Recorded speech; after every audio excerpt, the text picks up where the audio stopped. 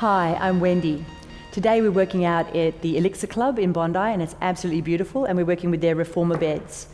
This workout's the Up Your Strength workout. And when I got presented with the brief, I thought to myself, okay, I'm a personal trainer, but I'm also a Pilates instructor. And I think it's time for the personal trainers to remember that they've got, before they start lifting heavy things, and we all love lifting heavy things, you have to build a good foundation, you have to have a great base. This piece of equipment can help you to do that, to get the scapula organized, to get the shoulders back and down, to focus on the breathing.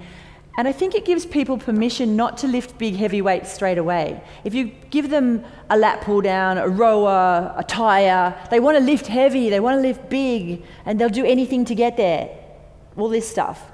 You go on a reformer bed, people think differently. They have permission to use it a little bit lighter, they have to think of their posture, they can go slowly. Once they've trained those movement patterns, they will then be able to lift the big stuff, but with great form. So let's get started. Starting out, we've just got one spring on, so the full spring, depending on what sort of bed you're on. Just one full spring, because it's not about being heavily loaded at this stage. Even though this is the Up Your Strength section, we're focusing on building that foundation and building that core.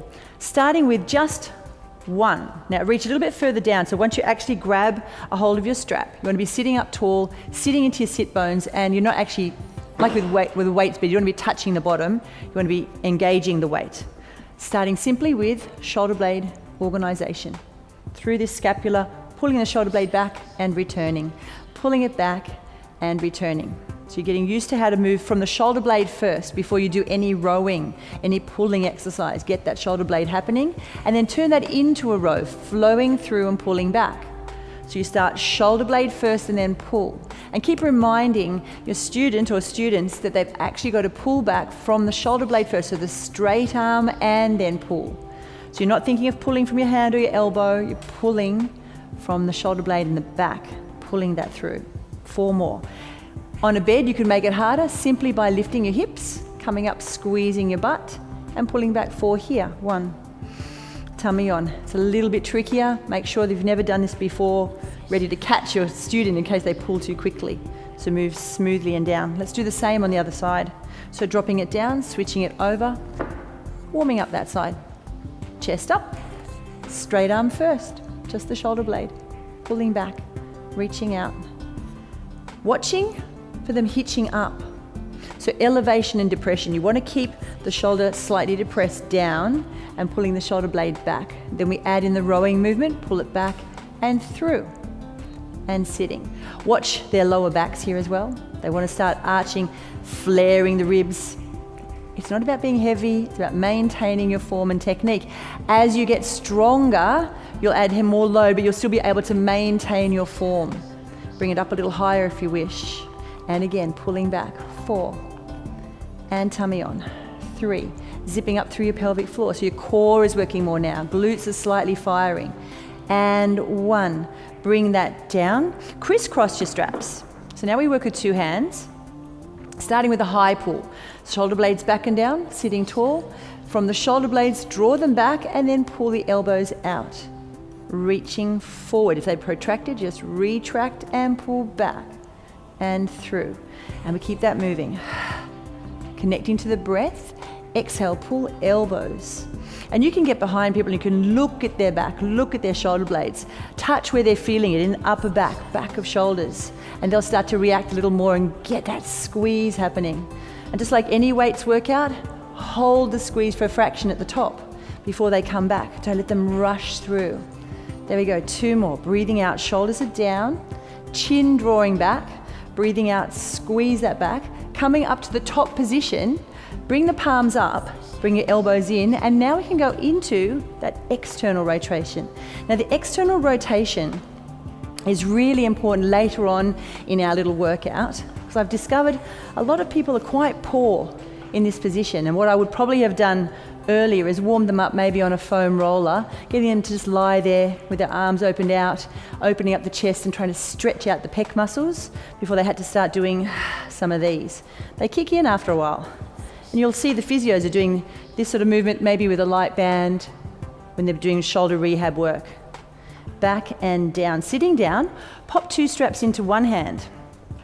I love to think of this one like I'm Queen Boadicea and I've got my chariot and my horses, shoulder blade down, pulling back. Whoa, that's it. I'm pulling back on those ponies. Pull back, squeezing through and reaching out, tummy in, elbow back. Now you've noticed we've added rotation, so I'm turning my head following the elbow. So you're not only getting that pull back, but you're also getting rotations. You can get even more squeeze. 2 more onto that side, breathing out and release, and 1 more time, shoulder blade, pull it back. Come to the other side, and just for variation, I'm coming up. So normally I do 2 the same, but just to show you that variation, from the shoulder blade, pull that back, turn the corner and reach out. You've got to take it slow and steady, bring it back. Feel your spine spiraling around the corner. So you're growing tall, spiraling and rotating. Glutes stay on. If they do it quickly, they will fall, they will wobble. So you've got to smoothly control the movement. 2 more. Exhale, squeeze back, bring it forward.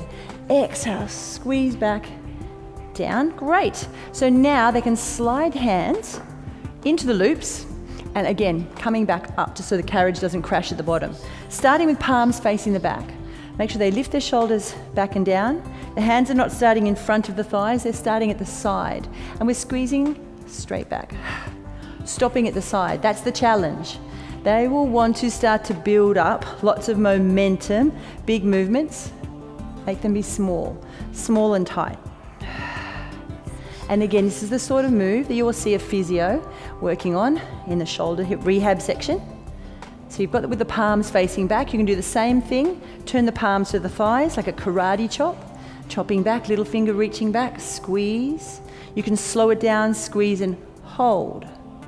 Bring it back. Ooh, hello. Squeeze and hold. How'd you go with that one, Stephen? Yeah, a little bit more. That's it. Squeeze and hold. And back. 1 more.